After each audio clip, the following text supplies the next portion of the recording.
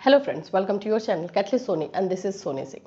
Friends, मुझे एक question बहुत ज़्यादा आप लोगों की तरफ से आता है। वो क्वेश्चन रहता है कि हमारा सब्जेक्ट कॉम्बिनेशन क्या रहे। बहुत सारी जगहों पे अभी फॉर्म फिलअप हो ही रहा है, तो उसमें फॉर्म फिल करने के टाइम में जो है आप लोग सब्जेक्ट कॉम्बिनेशन पूछते हो। मैं बोलूँ कि डेली मुझे नहीं भी तो 10 से 20 क्वेश्चन इसी से रिलेटेड आता है कि हमारा ग्रेजुएशन में ये सब्जेक्ट था, अभी मैं ये सब्जेक्ट लूँ, कौन सा सब्जेक्ट लूँ। ये बहुत इम्पॉर्टेंट है आपकी लाइफ के लिए, क्योंकि इससे आपका जो है आप बीएड क्यों कर रहे हो? बीएड कर रहे हो आप गवर्नमेंट जॉब के लिए, तो गवर्नमेंट जॉब में आप कौन सा कॉम्बिनेशन रखोगे, कौन सा सही कॉम्बिनेशन रखोगे जिससे कि आपको जॉब मिले, ये जानना बहुत ज़रूरी है। ऐसे मिसगाइड करने के लिए बहुत सारे लोग मिलते हैं। एक्चुअल जो रूल होता है वो आप जानिए और रूल के अकॉर्डिंग आप फॉलो कीजिए। कोई कुछ बोलता है तो अब अभी मैं देखती हूँ कि बहुत सारे स्टूडेंट को ग्रेजुएशन में जो सब्जेक्ट नहीं है वो भी दे करके जो है बीएड करवा दिया जाता है। ये बिल्कुल गलत है और स्टूडेंट कर भी लेते हैं क्योंकि उनको पता नहीं रहता है, बस बता दिया जाता है कि हाँ मैथ्स से अगर आप बीएड करोगे तो आपको जो है बहुत जल्दी गवर्नमेंट जॉब मिलेगा। लेकिन पहले आपको ये भी तो देखना होगा कि आपके ग्रेजुएशन में मैथ्स था या नहीं। तो ये सारी चीज़ें का जो कन्फ्यूज़न है, इस सारी चीज़ों को आज मैं इस वीडियो में आपको दूर करूँगी, जिससे कि आप अपना डिसीजन खुद ले सके और कौन से कॉम्बिनेशन को, कौन से सब्जेक्ट कॉम्बिनेशन को गवर्नमेंट जॉब मिलने में इजी होता है, ये सारी चीज़ें आज हम डिस्कस करेंगे। सो फ्रेंड्स, अगर आप हमारे चैनल पर नए हैं तो चैनल को सब्सक्राइब कर लीजिए, बेल आइकन को हिट कर दीजिए। बीएड फर्स्ट ईयर की क्लास 4 बजे इवनिंग में कंडक्ट करवाया जाता है, जिसमें हम इंपॉर्टेंट क्वेश्चन कर रहे हैं अकॉर्डिंग टू एग्जामिनेशन, तो उसको बिल्कुल मिस नहीं कीजिएगा। एंड साथ ही साथ अगर आपको पेड क्लास चाहिए, पेड नोट्स चाहिए, तो जो आपको मोबाइल नंबर दिया गया है आप उस पर हमसे कॉन्टेक्ट कर सकते हैं। चलिए बात कर लेते हैं हम कि आपका सब्जेक्ट कॉम्बिनेशन क्या बने जिससे कि आपको गवर्नमेंट जॉब इजीली मिले। सबसे पहले तो हम गवर्नमेंट जॉब इजीली कैसे मिल सकता है, कौन से सब्जेक्ट कॉम्बिनेशन को ज़्यादा मिलता है? Language paper.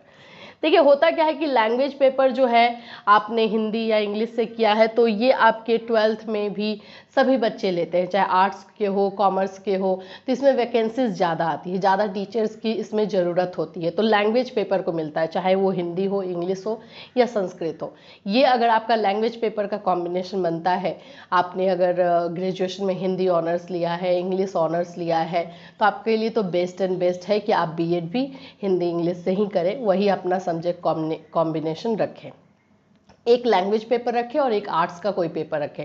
दोनों लैंग्वेज पेपर बिल्कुल नहीं रखिएगा, वो सजेशन देने वाले दे देंगे आपको, लेकिन आपके लिए सबसे अच्छा क्या रहेगा वो समझिएगा।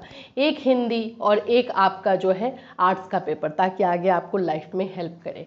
ठीक है, ये लैंग्वेज वाले स्टूडेंट के लिए हुआ।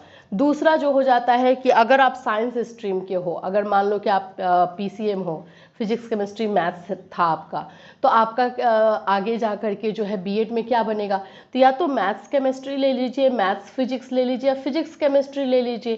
तो आप अपने से कॉम्बिनेशन बनाइए ना। हाँ, अगर आपको इंटरेस्ट नहीं है उसमें, मान लीजिए आपने ग्रेजुएशन में फिजिक्स ऑनर्स किया है और फिजिक्स अब आप नहीं लेना चाहते हो, तो जो आपके सब्सिडरी सब्जेक्ट थे ग्रेजुएशन में उससे भी आप बीएड कर सकते हो। जैसे केमिस्ट्री था तो केमिस्ट्री ले सकते हो, मैथ्स था तो मैथ्स ले सकते हो।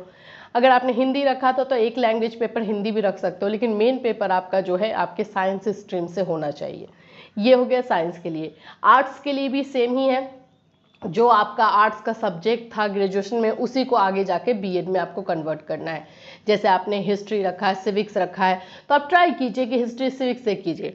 प्रॉब्लम वहाँ पर आती है जहाँ पर आप लोग जो है सोशोलॉजी, पॉलिटिकल साइंस ये सारे लेते हो, लेकिन इतना आपको याद रखना है कि 1 to 8 तक को पढ़ाने के लिए वो सभी एसएसटी में ही काउंट होते हैं, तो आपको उतना टेंशन नहीं लेना है। आप अगर पॉलिटिकल साइंस से आपने ग्रेजुएशन किया है तो आप ट्राई कीजिए कि बीएड में आप एसएसटी लीजिए, सोशल साइंस लीजिए जिसमें कि वो आ जाए। ठीक है, या फिर पॉलिटिकल साइंस से होता है तो वो लीजिए, लेकिन मैं एसएसटी सजेस्ट करूंगी कि बीएड जब करें तो एसएसटी से करें, क्योंकि एसएसटी में सारे सब्जेक्ट आ जाते हैं, वो आपका वैलिड होगा। तो एक वो हो गया। कॉमर्स वाले स्टूडेंट के लिए ज़्यादा कोई ये कॉम्बिनेशन नहीं बन पाता है, अकाउंट्स से और इकोनॉमिक्स है, अकाउंट्स और इकोनॉमिक्स ये आप रख सकते हो। या अगर आपका लैंग्वेज पेपर था ग्रेजुएशन में तो एक तो कोई ना कोई होगा ही, तो अकाउंट्स और एक लैंग्वेज रख सकते हो। लेकिन लैंग्वेज पेपर कॉमर्स स्टूडेंट के लिए ज़्यादा बेनिफिट नहीं करता है क्योंकि वो आर्ट्स में आ जाता है। इसीलिए कॉमर्स स्टूडेंट के लिए अकाउंट्स प्लस इको ही जो है, इकोनॉमिक्स ही जो है वो आपका आगे जा कर के बनता है। तो इस तरह का कॉम्बिनेशन होता है। रूल ये है कि आपका ग्रेजुएशन में वो सब्जेक्ट होना चाहिए, चाहे ऑनर्स में होना है आपका, वही आप बीएड में लेते हो तो ये बेस्ट है, एक्चुअली में बेस्ट है। लेकिन अगर आपको सब्जेक्ट में इंटरेस्ट नहीं है तो आप सब्सिडरी से भी अपना बीएड कर सकते हो। इसमें कंफ्यूजन की कोई बात ही नहीं है। अब बात करते हैं कि किससे गवर्नमेंट जॉब जो है अच्छे से मिलता है, मतलब बहुत जल्दी मिल जाता है। तो लैंग्वेज पेपर वाले लोग को तो जल्दी मिल जाता है, ये उसमें वैकेंसीज ज़्यादा आती है इसीलिए। दूसरा जो है मैथ्स स्टूडेंट के लिए मिलता है। मैथ्स स्टूडेंट को भी जो है बहुत जल्दी, जल्दी मीन्स क्या है कि कंपटीशन कम है और वैकेंसीज है। वैकेंसीज ज़्यादा नहीं बोलूँगी लेकिन वैकेंसीज है और कंपटीशन कम है। सबसे जो खराब स्थिति है, सिचुएशन है, वो एसएसटी के स्टूडेंट के लिए। एसएसटी में जैसे कॉमर्स स्टूडेंट को भी एसएसटी में ही काउंट कर लिया जाता है। एमसीए है, कंप्यूटर से किया है उसने ग्रेजुएशन, उसको भी एसएसटी में काउंट कर लिया जाता है। तो इसलिए एसएसटी वाले स्टूडेंट्स को के लिए थोड़ा सा रश ज़्यादा है।